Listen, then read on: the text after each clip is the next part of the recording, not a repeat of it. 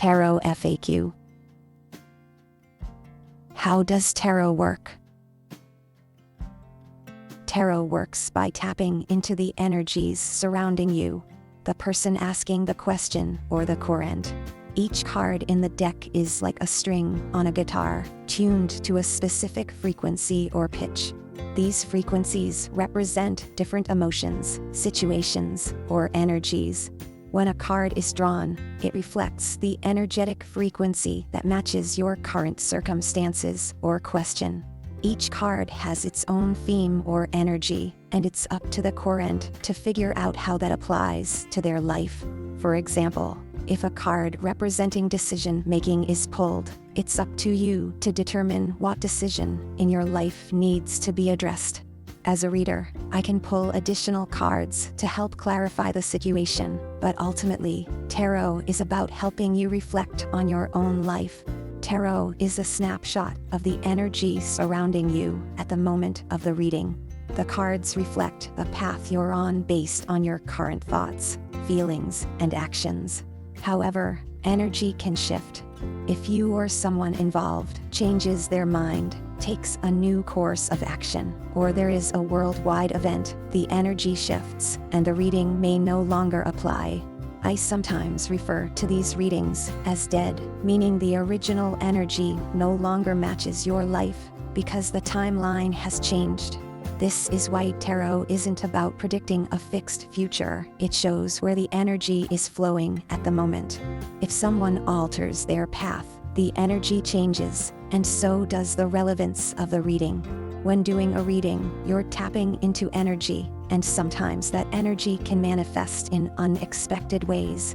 External events, such as phones ringing, alarms going off, barking dogs, or even cards sliding off the table, can influence the interpretation. These occurrences aren't just coincidences, they can add another layer of meaning or insight to the reading, reinforcing the energy that's present. Each tarot card has both positive and negative aspects, just like everything in life. Some readers use reversals, reading cards that appear upside down to highlight the more challenging or opposing aspects of a card. However, if you're like me and don't typically use reversals, and take great care to ensure my cards are all upright, when a card does show up reversed, it's meaningful and shouldn't be overlooked. Whether or not you read reversals, it's still essential to consider a full spectrum of energy.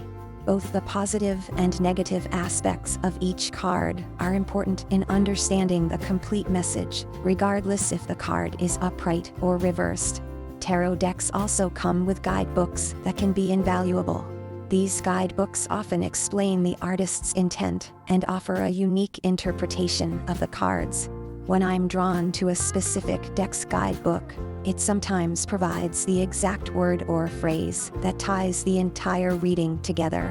I personally do not use these guidebooks for every reading, or even that often anymore, but when I do, there is a reason, and I definitely feel an intuitive pull to read from the guidebook. Many tarot readings are considered timeless, meaning that even if the energy no longer applies to you in the present, it may still be relevant in the future or for someone else. This follows the universal law of correspondence, where everything repeats. Similar themes, lessons, and scenarios often show up in various ways across different timelines. Just because a reading doesn't resonate with you right now doesn't mean it won't in another context or time, or for someone else. When it comes to collective readings, which tap into the energy of a larger group, the significance of the message may vary for each person. For instance, I once listened to a very heated 40-minute tarot reading about someone who was drinking, using drugs, and acting out, leading to their removal from a situation. Later, I realized that the way this energy showed up in my own life was that someone outside my building was behaving that way. It had little direct impact on me, but reflected the collective energy at the time. So, collective readings can manifest differently in individual lives, depending on the circumstances. Personal readings, or readings where you are closely connected to the reader, will often resonate more specifically with your situation. That being said, my first ever encounter with tarot was through a YouTube tarot reader with hundreds of thousands of subscribers and views, and who specialized in guiding beginners on their spiritual path. She also demonstrated the power of collective readings. At the time, I was going through some very challenging circumstances and didn't know how to navigate them. For about 2 weeks straight, every reading she posted felt like it was speaking directly to me. It remains one of the most powerful experiences of my life. So don't underestimate the power of a collective reading. Sometimes the messages resonate more deeply than you'd expect. Tarot isn't about telling you exactly what will happen in the future. Instead, it offers guidance to help you navigate your current circumstances. It provides clarity, insight, and a powerful tool for self-reflection, helping you tap into your inner wisdom and the energies that shape your life. The real power is within yourself, and tarot is just a guide to help you access your own divine power. I hope this helped answer some of your questions about tarot and how I approach readings.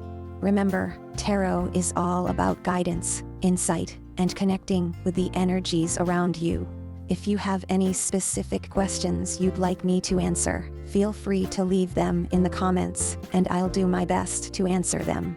Thanks so much for watching, and I can't wait to explore the cards with you soon.